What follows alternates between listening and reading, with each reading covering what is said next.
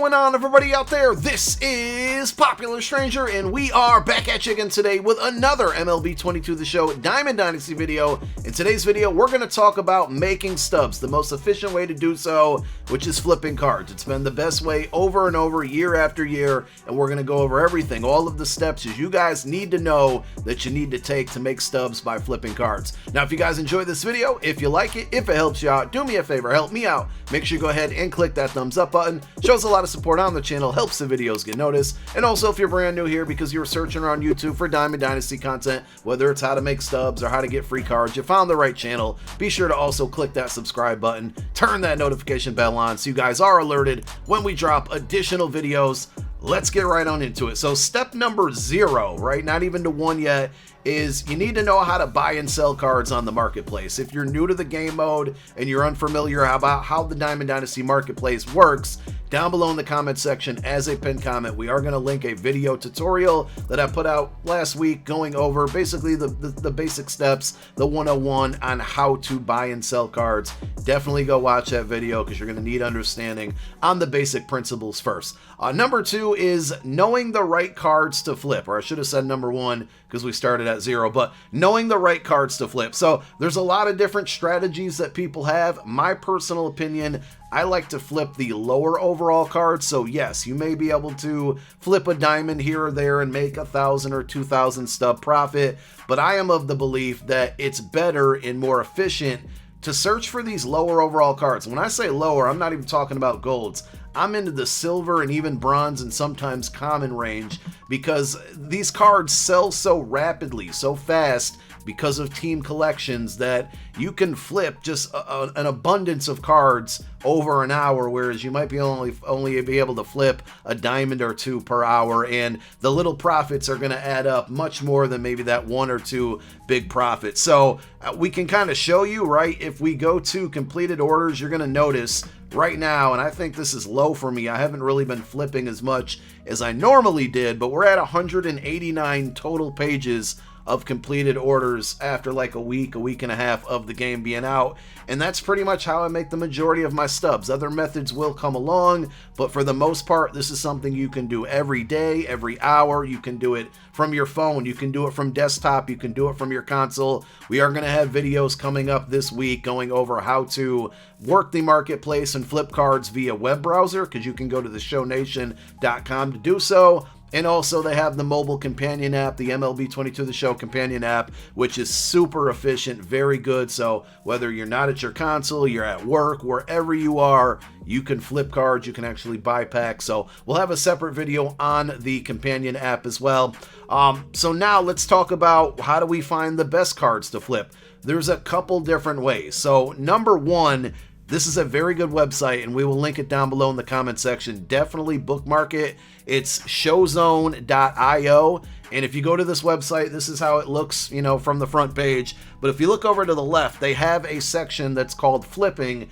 And if you click this, it actually has real live data telling you the best cards to flip, how many are selling per hour, the profits that you can make off of them. And it's not just like, you know, player cards, it's equipment and stadiums, and anything that you can actually buy and sell in the game is in this website. Now, I personally only really have luck with player cards. I never really flip equipment and all that other stuff. So that's what I'm going to stick to in this video. And it's a little bit blocked off, but if you look to the right of the site, there is a filters button. And if you go over to filters, we're going to go to item type. We're going to click player.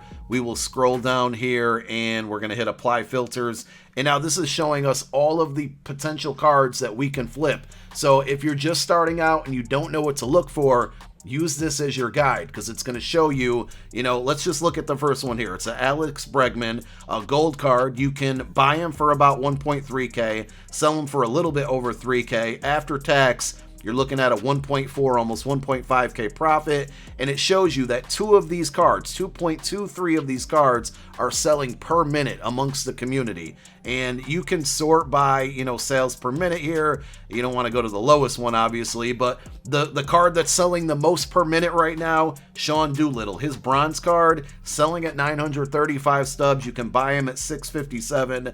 That's potentially about 184 stub profit, and you figure if 4 of those per minute are selling, and you can make 180 stubs per, you know, times 4 per minute, times that by 60, like the profits are going to add up on those smaller overall cards. So use this as a guide. It's a very, very good tool. Also, to the right, and you can barely see it, but on the screen it says open card, and we're going to do a tutorial on this later on, but this points you into the direction of theshownation.com, or I think it's theshow.com now, where you can actually buy and sell these cards directly from the website. All you have to do is log in with like your Xbox user ID, PlayStation ID, and they have a Show Nation or show.com ID that you can log in as well. You can access your team and buy and sell cards right from here. Now, I will show you how to look for cards within the console, but let's use that Sean Doolittle as an example. We can always use our filters in the marketplace, so we're going to go filters, and we're going to look for the Washington Nationals, since that's who he plays for.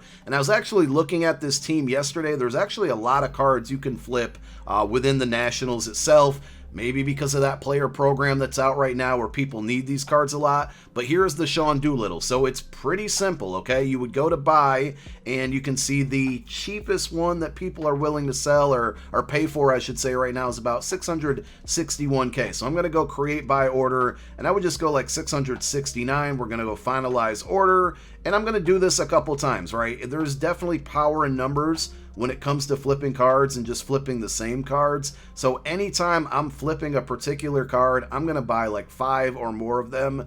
So I'll buy 5 of them right now here for Sean Doolittle, and hopefully during this video, and somebody just did it, so they're awesome, somebody sold me that card. So we just paid 669 stubs for the card. Now I'm going to go right back over to sell. Oops, I messed up. Hey, we had a teaching moment there. So I was being Mr. Fast Button, right? And I was pressing buttons too fast, and I actually just sold the card to myself. So I lost 10% on that. Yes, that's something you can do. So let's try this again. We're going to go to sell, and we're going to go to create sell order. And if you look to the left, it's a little dimmed out, but the cheapest ones that are up there for sell right now are about 920 stubs. So we're going to undercut them and put about 910, right? So now if and when, or I should just say when this card sells, after tax, if we sell it for 910 stubs, we're going to get 819 stubs back. We paid $669 for it, so it's about 150 stub profit as soon as it sells. And while I was just kind of showing you that, like 2 more of them sold to me. So we're going to go back here. We're going to list another one for 910. Oops, I was a little too fast there again. 910, finalize order, and boom, that's one posted. We got 1 more that we can sell for right now. Remember, I purchased 5 of them, but I messed up with 1, so I think we should be able to sell at least 1 more. Yeah, we have 1 more that's up here for 669, and then 3 of them listed for the 910. So now, once those sell, we're looking at 450 stubs just that fast, probably within like a minute span. If I go back over to Show Zone with that same search or filter open, I notice that Lane Thomas is another Washington Nationals player that is selling at 3.86 times per minute with a potential 304 stub profit. So let's go right back into the game. Our Washington National filter is still there. And as you can see, 612, 846. We're always looking for price gaps, and I'll explain that a little further. But if you can find price gaps between buy now and sell now of 200 stubs or more when it comes to like bronze, silver, and common cards, those are usually goes for me. So let's go ahead and do the same thing. We're going to buy a few. We'll uppercut them instead of undercutting. I don't know if that's the correct term, but it sounds cool. We're going to go 618 stubs. And like I said, I usually do about 5 or more. For time purposes, we'll just do 3 of them. Somebody just uppercut me and hit me with the 619. So we're going to have to wait a little bit for somebody to sell me those cards. It's not going to work as fast as it did with Sean Doolittle, but I can go to another player. Here, look, Luis Garcia. He's right around a 200 stub margin. So let's just go like 625 on this one, and we'll buy 3 of them for time purposes here. And once somebody sells one of these to me, which it looks like somebody just did there right on cue, I'm going to go go right back into sell, and I'm going to undercut that 825 that's on there, so I would go like 819 probably, and it's going to make us a little bit over 100 stubs. Once that card sells, it looks like another one sold to me, so we'll put another one up here for 819, and boom, there's more profit. It happens so fast that it all adds up. I know in your head, or if you say it out loud, I made 100 stubs off of that. It doesn't sound great, but I'm telling you, cards are so rapid, sell so fast, it all adds up. And the good thing here is that, you know, my active orders is not filled up right now, but I don't even think there's any type of limit on how many active orders that you can have open. So you could potentially put in 100 buy orders, go play an online game or play a couple conquest games and come back. And a lot of times the majority of those cards are going to be sold to you. You would then just go in and sell the cards, go back in, play another game or two, come back, and a lot of them have already sold to you. So the time that you takes to, you know, list and sell these cards, then go play a game, the profits are definitely going to add up. So I talked about price gaps before. When it comes to selling more expensive cards like diamonds and golds, you're going to have to look for a wider price gap between the buy now and sell now, because you got that 10% tax, and 10% on a Jorge Posada, which is selling for 97K, is going to be a lot more tax than a gold card, or I shouldn't even say a gold card, a bronze card that's selling for 8, 9, 700 stubs. So the main thing that I like to do, and again, I'm only going to focus on the lower overall cards. If you want to flip diamonds and it works for you, by all means go for it. I'm just simply going to go over to our filters. So we hit square on PlayStation, it would be X on Xbox. I'm going to search for bronze cards. So we would go minimum overall, and I think I'm going backwards here, but we would go like 64, and then probably like, what, 72, I think would give us, I'm going backwards again like an idiot here, but I'll just go like 65 to 72, and I'm going to hit start. And now we're going to look for price gaps here. So we're just going to scroll down, and you're going to find some of your favorite ones. There's going to be a lot of not a good ones, right? But like, here is a pretty solid one. It's not 200 stubs in between, but I could potentially buy this one for about 185 stubs and then sell it for about 350 stubs. So that looks like a good number there. 100 stub gap is usually, a good place to start as well. Like, here's one for Jake Diekman, 72 for the sell now, 176 for the buy now. So again, I could just go in and hit buy now and slightly uppercut them. We'll just go like 75 stubs. We'll place a bunch of these orders in there. Well, actually, I'll just do like 3 of them again for time purposes. I don't know if anybody's going to sell one to me. I have one, but I actually can't sell it. But once I were to hypothetically get one, I would go in and go create sell order. And I usually go down like maybe 4 or 5 stubs. And if I sold that one for 154 and I paid 75 stubs for it, well, we're looking at what, like a 79 stub profit. And again, I can't say it enough. It just continues to add up. So look for those little gaps there. You're going to have a lot of cards that are your favorites. One trend that I always notice is that cards tend to sell for a lot more at night. But when I say at night, I mean typically like maybe 6 p.m. Eastern time to about 11 p.m. Eastern time. Then prices start to go down. And in the morning, they're down as well. And it's not typically a bad idea. You got to have a little bit of patience to do this here. But you can buy a lot at like the late nights and the early mornings.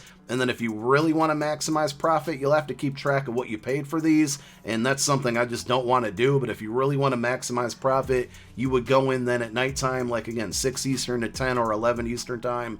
And you would then go and start selling them then, because that's just kind of how it's been. Now, those prices can fluctuate, and there's millions of cards that people are selling. I'm exaggerating here, but it's not always going to be the same rule for each card. And you want to look for, like, with the Nationals program that came out today, Nationals cards are flipping very, very well. If we get another program that requires players to use people to use players from a specific team like the Nationals, you want to look for that team and try to flip. If we get new collections that come out, like anything that's going to require people to want these cards, that's a great opportunity to flip those specific cards at that time and check for those prices. And that's it. I think it's pretty straightforward. We'll leave you with another one here that I just found, Jesse Chavez. I mean, we can basically buy this one for about 99 stubs, and then when somebody sells it to us, we can sell them for roughly about 230, 225 stubs, and profit's going to be made there easily. All of these will add up, stack up, and before you know it, your stub count will absolutely just be kind of climbing up. I mean, again, just look how fast somebody sold one to me right there. So we'll list it for 229. We'll undercut a little bit there, and boom, there's going to be profit. So that's it. That's straightforward. I think there's it's a lot more efficient and a lot more quicker to make stubs if you do it on the companion app. And over the next couple days, or within the next couple days, we're going to drop a video going over how to do it on the companion app, because I've been finding like cards buying and selling flying, and it's a lot easier to buy and sell cards at the same price just by kind of a quick finger tap. So we'll explain and show you that later, but those are the basics of flipping cards. And for my money, in my opinion, definitely go after the bronze, the commons, the silvers right now. Don't worry about those higher overall cards, because they just don't come in bunches like these ones do. Thank you for tuning in. My name is Popular Stranger. I'm out. Peace.